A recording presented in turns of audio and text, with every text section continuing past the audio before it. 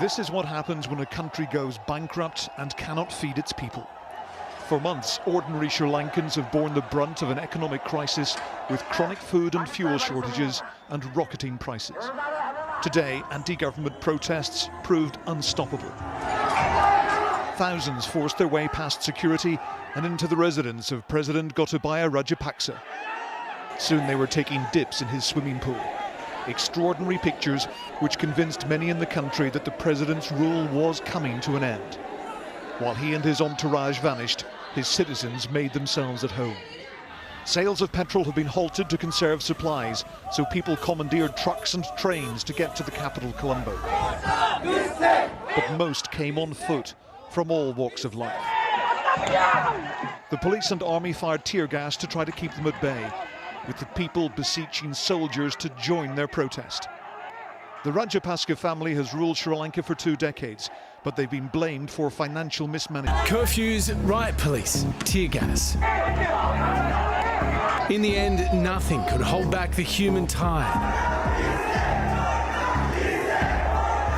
Protesters storming the presidential palace in Colombo, taking naps, snapping selfies, even throwing a pool party. A rare taste of luxury in a country that has all but collapsed. The air conditions are running in that presidential palace while people don't have electricity in their homes. When you see the luxuries in this house, it is obvious that they don't have time to work for the country.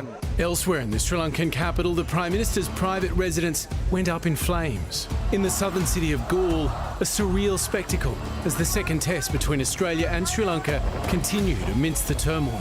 Extraordinary scenes triggered by an extraordinary crisis. It's amazing because there is no transport available. There is no petrol and diesel in the country. And they were walking for hours to reach the epicenter of the protest site. Since defaulting on its loans back in May, the Sri Lankan economy has entered a death spiral. As inflation passes 50% and foreign currency reserves evaporate, the country is unable to afford fuel, food and medicine. Schools have closed, society has ground to a halt, and more than a quarter of the country's 22 million people are in need of urgent humanitarian assistance. Protesters holding one man responsible for the catastrophe. It's time that we got all our stolen money back to this country. Leave the country. You can't govern this country properly. People feel that they have mismanaged and in a way looted, robbed the country, and they want them to go. They want the president to go. With President Rajapaksa finally pledging to step down this Wednesday, build Sri Lanka, an IMF bailout package worth more than $4 billion remains the last best hope. But first, the country needs to be pulled back.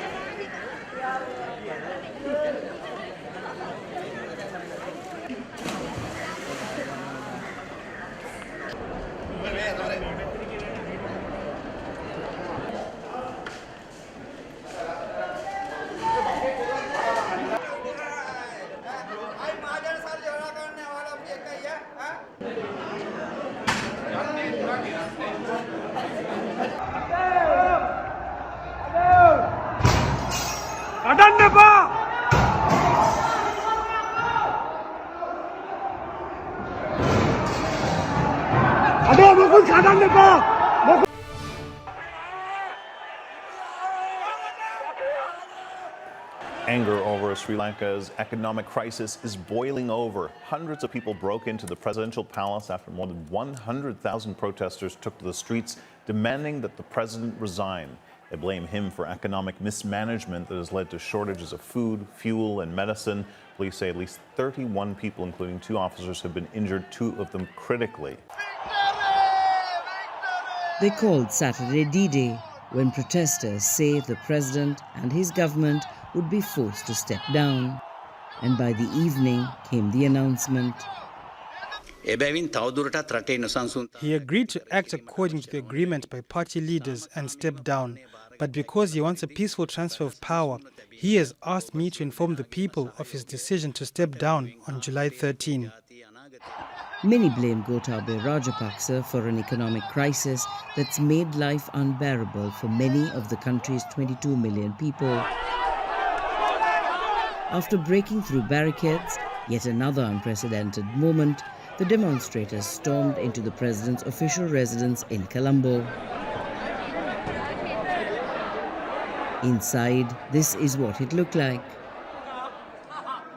The president was moved by his security team to an undisclosed location earlier, while protesters ransacked his bedroom and took photographs on his bed. Within moments, the presidential pool, once reserved for the country's top leaders, appeared more like a recreational center. Our government leaders must leave Sri Lanka. They can't govern the country properly. We have children and we're on the streets, leaving our jobs because we believe in this cause. We love the country and we are suffering. Anger is boiling over as anti-government protesters face off against the police in Colombo. Demonstrators shook the barricades, demanding the president and prime minister step down. Police responded with water cannons and tear gas. The capital has now been placed under a curfew. Sri Lanka is caught in the grip of its worst economic crisis since it gained independence from British rule in 1948, with soaring inflation and severe shortages of essential goods. The country is essentially bankrupt, and many blame the catastrophe on the current government. President Gotabaya Rajapaksa is a terrorist, a head of state like this that destroyed a country. And just to bring you some breaking news this morning out of Sri Lanka, protesters in the capital Colombo have stormed the president's house. A family day out. Young and old flock into the Sri Lankan president's house, seeing for themselves how this political dynasty has been living in luxury. A glimpse into the life of once the most powerful person in the country. Swarming into what was the country's most exclusive gym. Trying out equipment most could never afford. Nowhere was off limits. The beds, a perfect place to pose. In past 6 months, people were struggling in the queues. People are in the fuel queues, people are in the gas queues. But now people have hope. This is Colombo's newest tourist attraction. Everybody wanting to snap their memento of this historic day. The protest leaders who stormed the president's house, now tour guides, urging people not to steal, vowing that they will not leave until the president and the prime minister actually step down. We can't trust them. Since independence, since 1948, we trust politicians and we lost everything that we have. So we are not going to trust them. We are stay here until they resign. The police just look on, making no attempt to stop the crowds who have taken over the heart of Colombo. Now starting with a news alert coming in from Colombo, where protests have taken an ugly and violent turn. Sri Lankan Prime Minister Ranil Wickremesinghe's house has been set on fire. Protesters seething with anger over the crisis-hit country have torched the Prime Minister's house. The pressure in Sri Lanka has been building for months. Saturday, it boiled over. Protesters and police facing off, with protesters pushing harder. Ignoring tear gas and warning shots, the crowd was able to force its way past police into the home of the president. Thousands entered the building after it was abandoned by security. Some even went for a swim. This man says the luxuries in the home are a waste of national resources and show the government isn't working for the country. Now, in advance of Saturday's protests, the president left his home Friday. The pressure on both he and the prime minister to resign has been growing daily.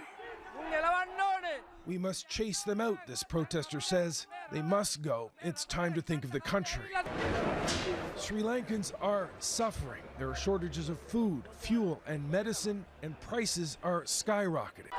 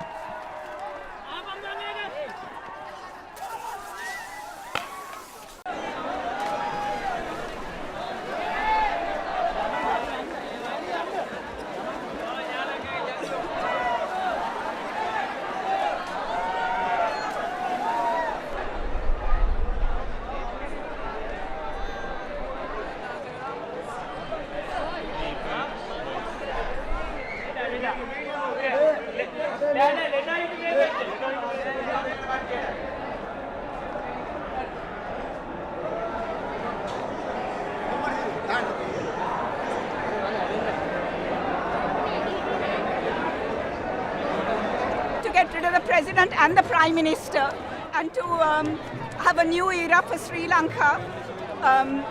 Also, I feel very, very sad that they didn't go earlier, because had they gone earlier, there wouldn't have been any destruction. And it's time that we got all our stolen money back to this country.